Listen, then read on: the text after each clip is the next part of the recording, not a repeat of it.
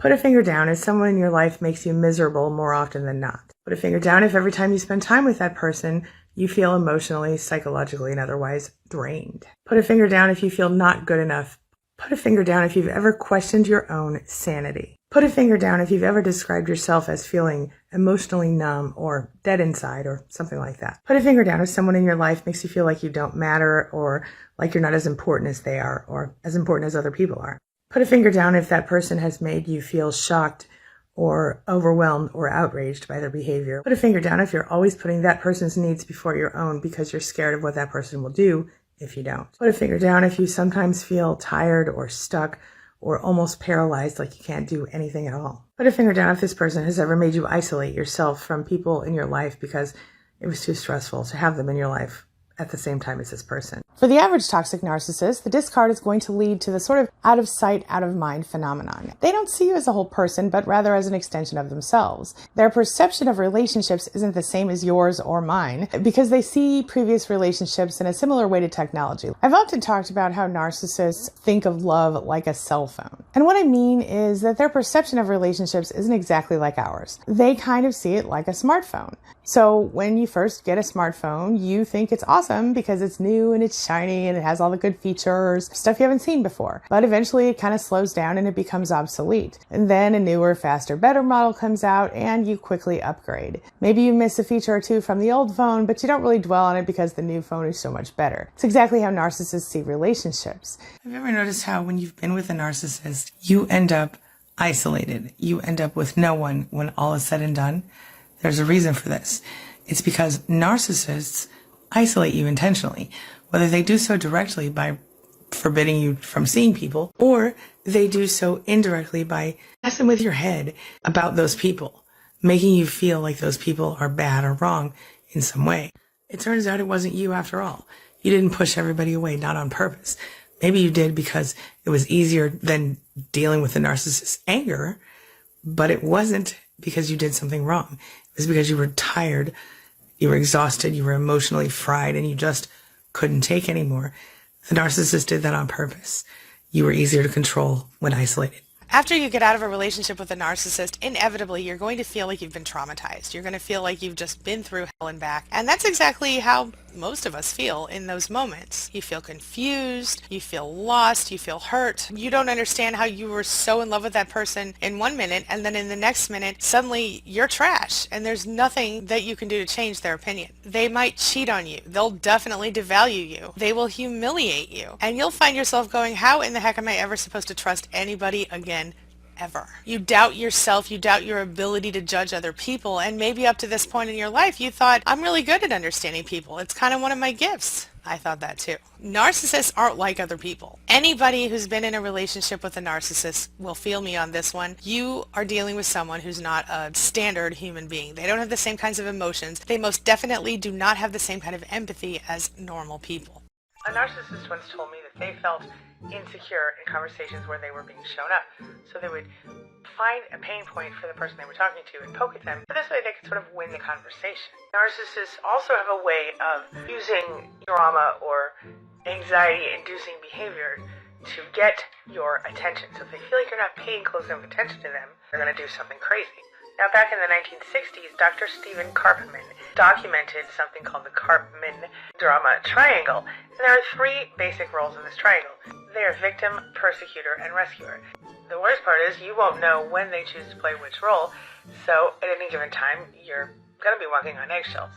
You'll feel stuck and frozen. Narcissists have a way of going to revisit their old flames. But you gotta know, it's not about the old flame. Instead, it's about whatever they can get from that person in the form of narcissistic supply. So if that happens to you, don't confuse this with the idea that they miss you or they feel like something is real going on there. Think of it like this. You're craving ice cream and you hear the ding, ding, ding of the ice cream truck coming down the street. What like you think? I was just craving ice cream. So you go outside, you stand there with your money and you're all excited. But then as the ice cream truck approaches, you don't turn away and go back inside if you see a truck that's different than the truck you originally thought you were going to see. Right? You're not thinking of the specific truck at all. You're only thinking of the awesome ice cream that you're about to eat. So it's what the truck can provide you, not the truck itself. You can and you would get your ice cream from any truck. So does that make sense to you? It's kind of how narcissists see relationships. So we're going to dig in and relate this to the narcissists and their psychology. By nature, narcissists are extreme in their affections. They tend to be as shallow as they are unstable. Now, during the love bombing or idealization phase, they're going to find you highly desirable. And since they're in acquisition mode at the beginning of a relationship, they're really on their best behavior. They're trying to get you hooked. They're trying to win you. So they're not going to bother to look for everything wrong with you just yet. They're going to put you up on a pedestal, and they're going to fool both you and themselves in this moment. Now, the truth is that part of the reason we don't notice the red flags during that time is because a lot of the things narcissists are saying, they actually believe at that moment. They really think, at least temporarily, that they have found Mr. or Ms. Perfect. But you have to remember, too, that narcissists lack object constancy. Object constancy is a Freudian concept that essentially means for us that narcissists can't love us and be angry at us in the same moment. So literally, when they feel angry at you, they almost hate you. And that means they can only see you as either nearly perfect or totally and completely worthless. See, there's no in between. They're black and white kind of thinkers. Of course, right about the time they get you fully attached and enmeshed, they're going to start to notice little bitty flaws around you.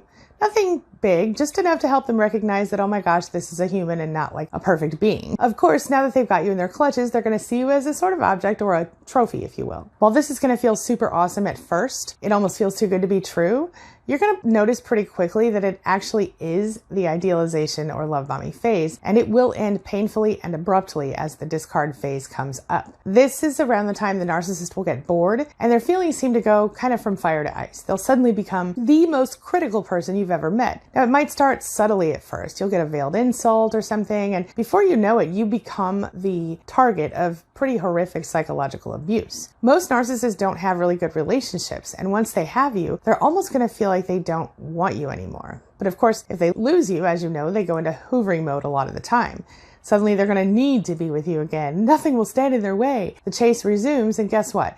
They'll pursue you like no other, at least until they have you back, in which case they circle right back around into the devalue and discard phases. Of course, this can feel almost as good as love bombing to you if you are an unsuspecting codependent. But just like always, the other shoe drops, despite how sincerely the narcissist recently professed their love. And no matter how many exciting and detailed future-faking plans they tricked you into believing. As soon as their interest wanes, suddenly they develop a really convenient case of amnesia, and they sort of start backing toward the proverbial exit door, as it were, and right out of the relationship. This is, as you're already aware, I'm sure, a vicious cycle that continues for months, years, or even decades. But where does it leave you? Devastated is an understatement. You won't understand how someone who was just so passionate and hot for you a minute ago is suddenly freezing you out. But how could they be so cold? Look, here's the simple, awful truth. In this moment, they do not care about you. Yeah, they might try to suck you back in at some point, and yes, the cycle will repeat if you allow it. But the truth is that they're not coming for you. It's the narcissistic supply that you give them. It's not who you are, it's what you can do for them. So is all this your fault? Did you do something wrong here? No. The fact is that you couldn't have done anything to change the situation. Narcissists repeat this cycle in every single one of their relationships in varying iterations. No matter who you are, and you could be and might be the most amazing person on the planet, it doesn't matter. The narcissist does not succeed in relationships, at least not long-term healthy ones. Now, don't get me wrong. A lot of times, they're going to sit around and suck up your narcissistic supply for years if you let them. I know of decades-long relationships like this. But the thing is, they're incapable of keeping up that healthy facade for a long time. And this will lead healthier people, or people who haven't had their self-esteem destroyed by parents or another toxic relationship in their lives, to walk away from the narcissist, which leads the narcissist back to what?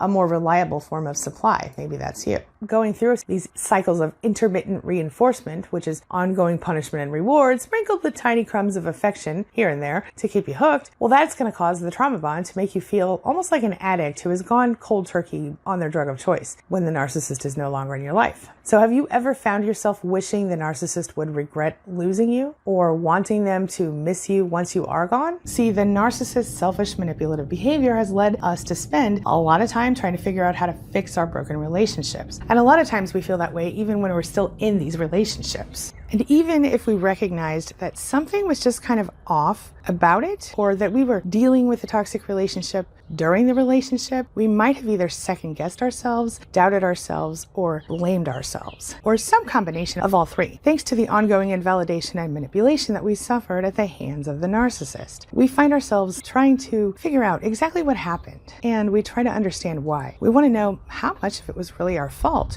and we try to wrap our heads around what we've gone through. We wonder if the narcissist ever loved us, and we wonder what the heck is so wrong with us that we would put so much of ourselves into such a toxic, abusive person. We doubt that we can move forward alone, and sometimes as a result of being told that we'll never be loved again, or that we aren't capable of doing so. We think we are worthless, and we doubt we deserve to be happy. All of this leads us to struggle with cognitive dissonance, a form of psychological stress or discomfort that happens when you simultaneously hold two or more contradictory beliefs, ideas, or values in your brain. In other words, because we see one thing and we're told another thing or shown another thing by the narcissist during the relationship, and because we try to, or we actually do, start believing it, it messes with our heads in some pretty big ways.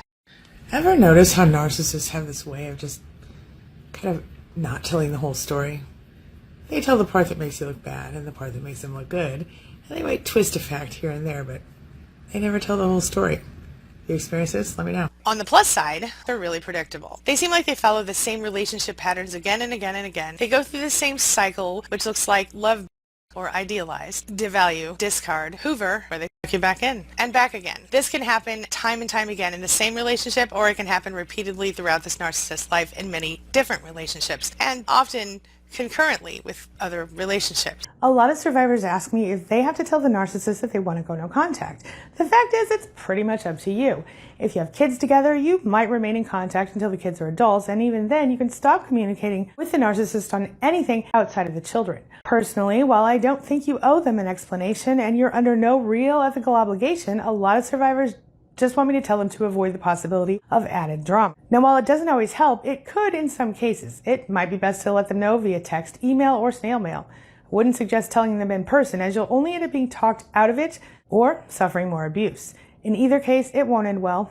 And even though most people think narcissists are very devious, and they do seem to be kind of outside of what society would prefer or what people in general would prefer them to be, they also are kind of simple and kind of predictable if you really look for the patterns. When a narcissist has lost control of you, when you've gone no contact, they're going to flip out, and yeah, they know exactly why you did it, and they're mad because they lost control. As you go no contact, inevitably, you will end up having to ignore the narcissist. And if you're using the gray rock method, you might need to ignore a narcissist in person. And that can be a little difficult. What can you expect? Let's talk about it. Obviously, ignoring a narcissist can be both beneficial and troublesome for you as a supply or former supply. The narcissist can be very unpredictable. One of the most common things is you'll get lots of annoying calls and messages. I broke no contact. Okay, first of all, I'm sorry all of this happened. I want you to take a deep breath and forgive yourself.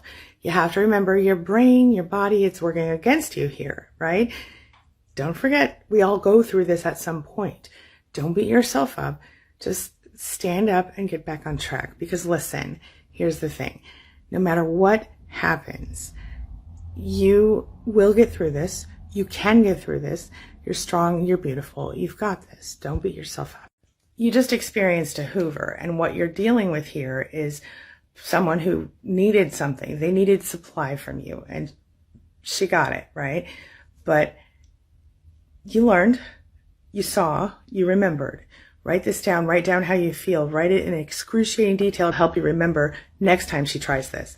Stay strong, my friend. Big hugs to you. And then after a while, if that doesn't do the trick, the narcissist will often switch up their tactics. Sometimes you'll see kind of a more sincere side of them, and they'll seem like they really get you and they really understand what you're talking about here. Of course, that's just another trick. It's a hoover. They're trying to suck you back in. They want to get your attention so that you can feed their ego.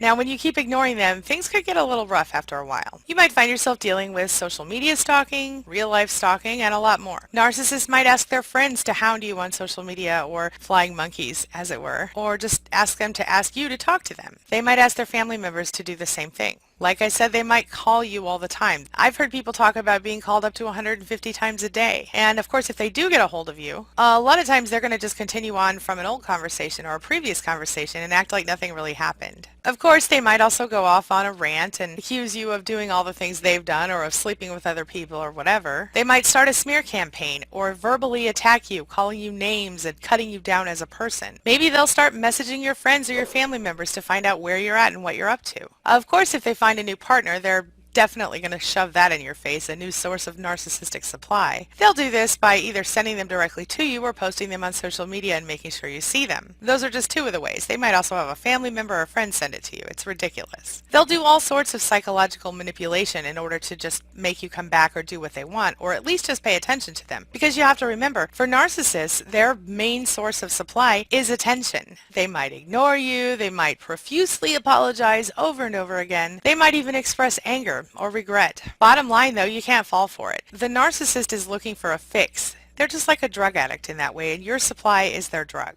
Your attention, your concern, your emotions, narcissistic supply. Now, here are a few things you can do if it gets out of control and you find yourself feeling afraid that something's going to happen to you. Try these things. Number one, change your phone number right away, even if you've had it for years. Sometimes you can get a temporary phone number change as well, if your phone number really matters to you. Number two, remove this person from all social media. Block them all the way across the board. Number three, you might need to reach out to their friends or family if you think they are willing to help by speaking with this person and explaining the importance of what's happening. You're going to want to stay away from the narcissist and the places they go as often as you can, and if necessary, get the police involved. Think about getting a restraining order or order of protection. Be prepared for the narcissist to potentially turn into a stalker. And if you want more information on how to protect yourself from stalking, you can always go to queenbeing.com/stalkers. When you learn to recognize the early signs that you're dealing with a narcissist, then in the future you can decide if you want to continue to be in one of those relationships. All right, now this brings me to the question of the day. And the question of the day is, have you ever tried to ignore a narcissist, and how did that go for you? And what tips or ideas would you offer to our survivor community so that maybe you can help a fellow survivor just do a little better today? Share your thoughts, share your ideas, share your experiences in the comment section below, and let's talk about it. As always, thank you so much for being a part of my day and a part of my life, and hey, thanks for letting me be a part of yours. It really does mean a lot to me.